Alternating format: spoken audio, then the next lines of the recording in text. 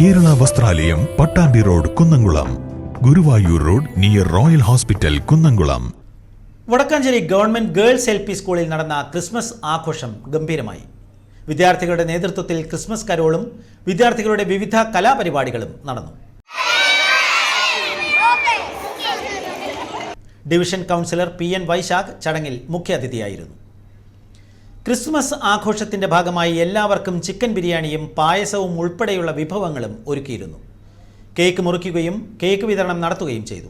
PTA അംഗങ്ങളും അധ്യാപകരും പരിപാടികൾക്ക് നേതൃത്വം നൽകി.